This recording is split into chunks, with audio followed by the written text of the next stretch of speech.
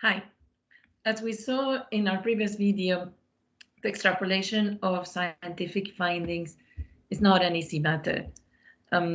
Here in this short video, we will deal with the question of how to extrapolate the findings from a given study to a target population that we're ultimately interested in.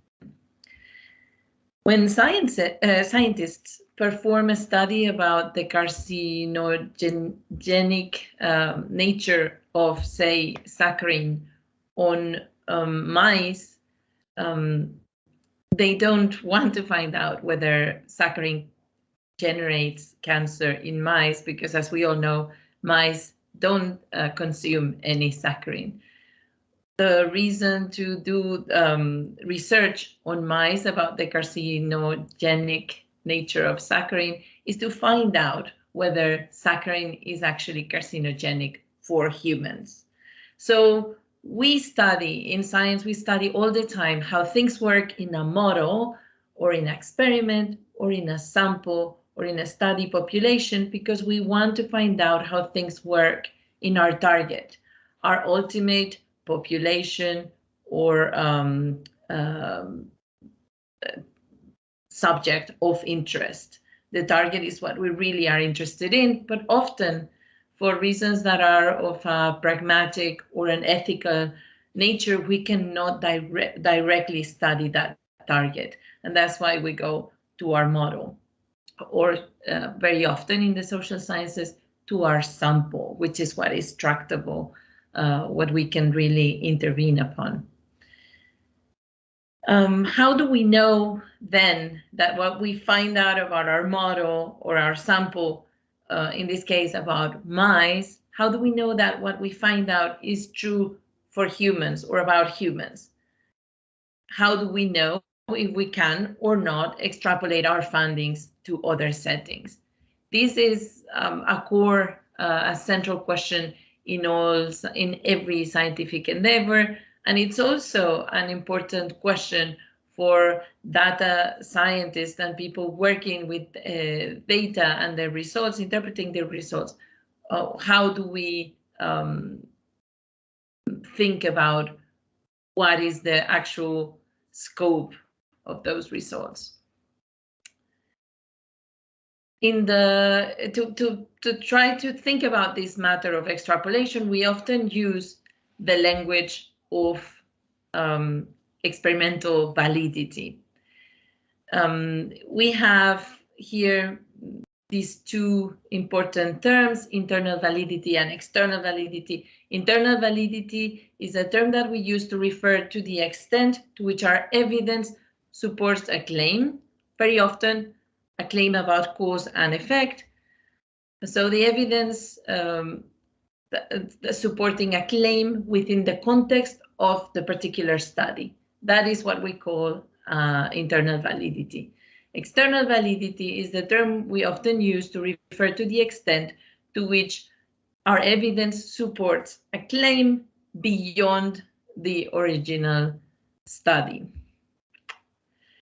Let's think now about a well-known for methodologists and philosophers of science, a well-known example in the field of development. And in this case, it's an example based on a randomized field trial.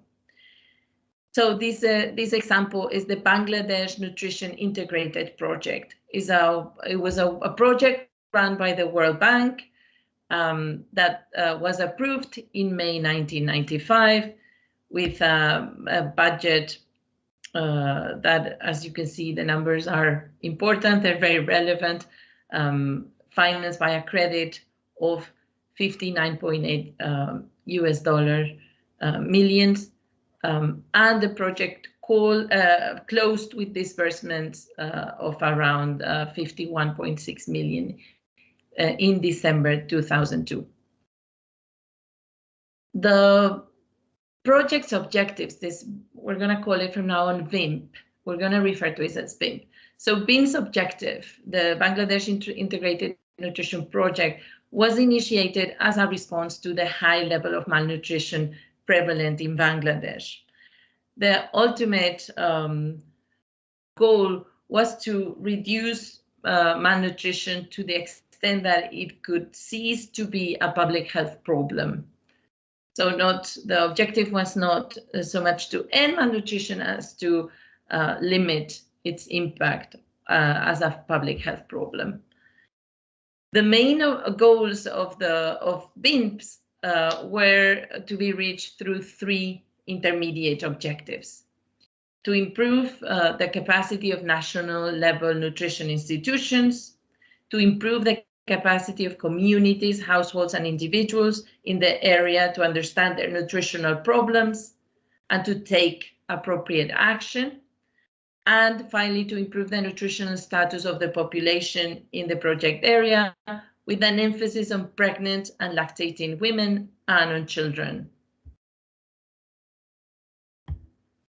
The BIMP, actually, the project was based on a prior TIMP initiative.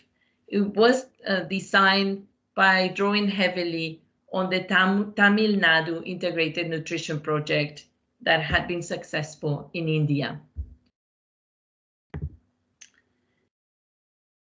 This project had an impressive record, having succeeded to reduce severe malnutrition by half and a third, respectively, among 6 to 24 month children and 6 to 60 months children. So it had been a rather successful project. The same logic was then applied in the case of the Bangladesh branch of the project. As we said, BIMP had 3 more concrete objectives. These objectives were to be reached through 3 components. We're going to focus on the second one of these components. So, moreover, or in addition to national nutrition activities and intersectoral nutrition activities, there was also a community-based nutrition component, which used growth monitoring as a framework for nutritional counseling. And there were also targeted supplementary feeding for children under 2 years of age and for pregnant women. But BIMP actually didn't prove as successful as TIMP had been, and it failed where TIMP had succeeded. In addition to problems with the implementation that began slowly, and despite the fact that it had impressive participation levels, the evidence from the midterm and the end-line evaluations showed that the project had way less impact than had been thought, and it was well below target levels. So what had happened? Why had TIMP succeeded and then BIMP, which was mirrored on the basis of TIMP, why did BIMP not reach the same success levels? Actually, this is an example where extrapolating the findings from one study to what seems like a similar enough context can prove a failure. This example is often interpreted as a crucial point in why the BIMP project failed was because nutritional advice to mothers in India's Tamil Nadu project made sense, but the same focus in Bangladesh failed because often in households it was either the husbands or the mothers-in-law, but not the mothers, that were in charge of the family's food supply and decisions. And therefore, targeting mothers to give them advice did not prove efficacious, since they didn't have the responsibility over the food supply. This type of extrapolating failure has been popularized, and this is what we've seen so far. The focus on why BIMP had failed is based on Nancy Cartwright's reading of this example and the ensuing lesson. In her account, randomized controlled trials such as these development field trials can tell us, or can be successful in telling us what works here. So in the case of the Tamil Nadu, the research study can tell us that it works in the Tamil Nadu, but it cannot tell us whether it would work for us. So this is her interpretation of these examples, these research projects as examples of extrapolating failures. We have to nevertheless add two important caveats. The World Bank reports admits this type of failure, and actually it also explains how the failure was already being identified by the field workers themselves and the women involved in the project areas during field visits. So this doesn't come so much as an ex post surprise to the people implementing the project, but the project was seen as having a weak spot during its implementation already, and it would be, or it is relevant to perhaps let that be known. And second, and this is also maybe important to retain a sort of an optimistic reading also of the experience, being failure was only partial because there was other things that were learned and achieved through this project. So the failure wasn't complete. The program helped bank officials to extract several lessons that were learned through making this project, and they were valuable for other future assistance. So, and also it was proven that supplementary feeding for children did improve nutritional status, especially for the most malnourished children, and that supplementary feeding for pregnant women was instead ineffective. But back to the issue of extrapolation. Randomized field trials or any other type of study can be very good in telling us that A causes B in a particular context, say X, but we cannot assume that A will cause B in either Y, W, or Z. For Nancy Cartwright, the conclusion is randomized field trials give us internally valid results, but we don't know about their external validity. To go back to the use of the experimental validity language that we were saying is often used to talk about extrapolation. So how can we achieve this external validity? Well, as we saw, extrapolation can often be go wrong, and there are no magic recipes. I'm going to talk about two things that often can help.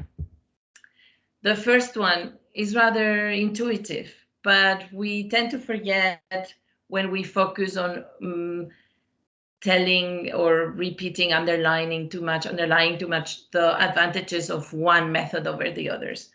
One thing that can help often is the variety of the sources of evidence. So having evidence from different methods, from different types of research can be a valuable resource. In the case of the example of BIMP, for example, we can see how it would have probably been useful to have local knowledge or ethnographic knowledge, or having performed more systematically interviews, or in general, having relied more heavily on local informers.